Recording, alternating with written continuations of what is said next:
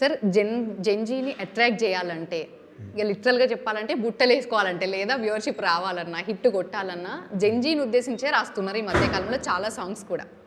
కానీ ఈ సాంగ్ విషయంలో మీరు ఎక్కడ కూడా ఆలోచించలేదా జెన్జీ చూస్తారో చూడరో ఇంత తెలుగుకి కనెక్ట్ అవుతారా కారా ఎట్లుంటుంది ఏంది అని మీకు ఎప్పుడన్నా అనిపించిందా ఈ పాట రాసే రోజుల్లో? ఈ పాట జెన్జీని ఉద్దేశించే ఈ పాట రాస్తాను యాక్చువల్లీ.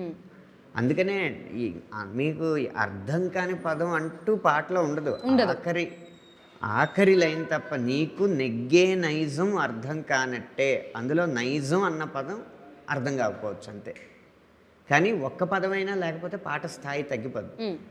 కానీ ఇంక అసలు నిన్నటిలాగే రేపున్నదంటే ఈ రోజేం పీకేవని ఆ జెన్జీకి కాదు కదా, జన్ బీటాక్ కూడా అర్థమయ్యే అంటే ప్రతి వర్డ్ కూడా చాలా ఈజీగా చాలా అర్థమయ్యే విధంగా రాశారు. బట్ స్టిల్ వాళ్ళకి ఎక్కుతుందా లేదా అనే ఆలోచన ఏమన్నా ఉండిందా అని అనిపించింది? లేదండి, టార్గెట్టే వాళ్ళు.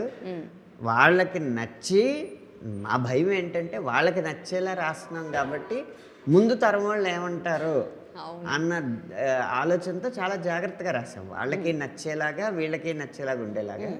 అందుకు వయస్సు అన్న తేడా లేకుండా వాక్యం అందరూ పొగుడుతున్నారు.